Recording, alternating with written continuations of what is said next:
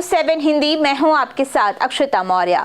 आइए नजर डालते हैं उत्तर प्रदेश की मुख्य खबरों पर। सुबह से हो रही लगातार बारिश ने किसानों के साथ साथ अधिकारियों को भी मुश्किल में डाल दिया है। लगातार बरसात से किसानों की धान की फसल पर संकट मंडराने लगा है।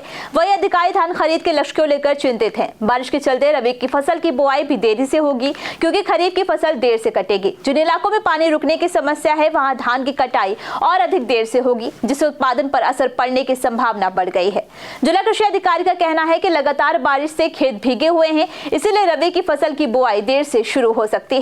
धान की फसल में जो बारिश हो रही है, इसका प्रभाव ये पड़ेगा या पड़ रहा है कि हमारी जो आगामी रबी की तैयारी है, इसमें किसान भाई रबी फसलों की बुआई करते हैं, तो इसमें थोड़ा सा विलम्ब हो जाएगा। इसके कारण से विलम्ब हो जाएगा कटाई में, जहाँ नमी ज़्यादा है। तो कुछ दिन किसान भाइयों को अभी इंतज़ार करना होगा। और हम लोग इस बात की एडवाइजरी लगातार जारी कर रहे हैं अपने समूहों के माध्यम से या इस मीडिया के माध्यम से कि मौसम पर नज़र रखें, उसके अपडेट लेते रहें, तदनुरूप अपनी जो है कटाई की व्यवस्था और आगे की तैयारी उसी अनुरूप करें। सर, पैदावार को लेकर भी कोई फ़र्क पड़ेगा? अभी इस बात को अभी सटीकता के साथ नहीं कहा जा सकता कि कितना फ़र्क पड़ेगा। ये बात अलग है कि हाँ, कुछ नमी रहने पर कुछ कीट और बीमारियों के प्रकोप की संभावना कुछ बढ़ जाती है, लेकिन इसलिए कहा जा रहा है किसान अपनी फसल की लगातार निगरानी करते रहें, ताकि उसी के अनुरूप व्यवस्था उसी समय हो पाएगी। और जहाँ पे जल भराव की स्थिति है, तो वहाँ पे जल निकासी की व्यवस्था तुरंत कर लिया जाए बस। रायबरेली से शिवम कुमार त्रिवेदी की रिपोर्ट। देश के लौह पुरुष सरदार वल्लभ भाई पटेल की 150वीं जयंती पर रायबरेली में आज रन फॉर यूनिटी का भव्य आयोजन किया गया। कार्यक्रम की शुरुआत सुबह 7 बजे पुलिस लाइन रायबरेली से हुई, जिसमें बड़ी संख्या में पुलिस अधिकारी, छात्र छात्राएं, सामाजिक संगठन और आम नागरिक शामिल हुए। दौड़ पुलिस लाइन चौराहा, डिग्री कॉलेज चौराहा होते हुए पुलिस अधीक्षक कार्यालय तक निकाली गई, जहाँ एक भारत श्रेष्ठ भारत और एकता का संदेश के नारों से पूरा शहर गूंज उठा।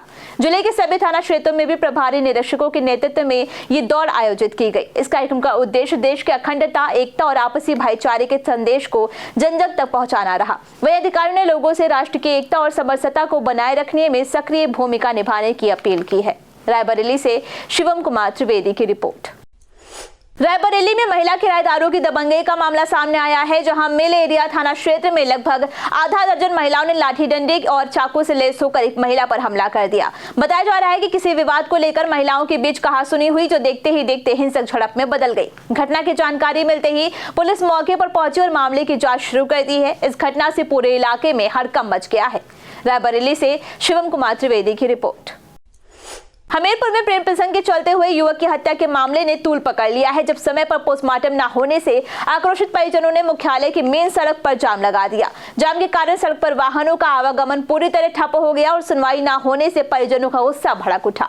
उन्होंने पुलिस के खिलाफ नारेबाजी करते हुए प्रदर्शन किया। सूचना मिलते ही सदर कोतवाली पुलिस मौके पर पहुंची और परिजनों को समझा बुझा कर जाम खुलवाया। ये घटना सदर कोतवाली क्षेत्र के जिला जेल के पास की बताई जा रही है।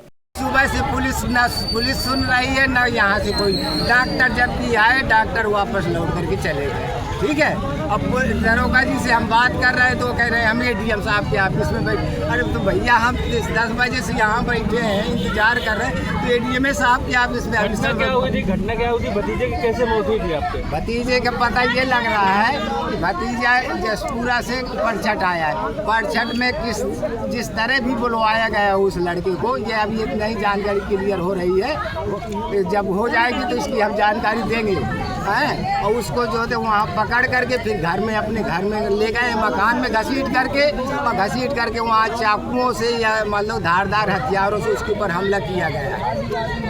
ये हुआ है। क्या चाहते हैं आप? हम लोग न्याय चाहते हैं भाई साहब, हम न्याय चाहते हैं। हम गरीब आदमी, हम किसी के लड़ने लायक नहीं है, हमें न्याय चाहिए। क्या नाम है आपका? दयाराम श्रीवास।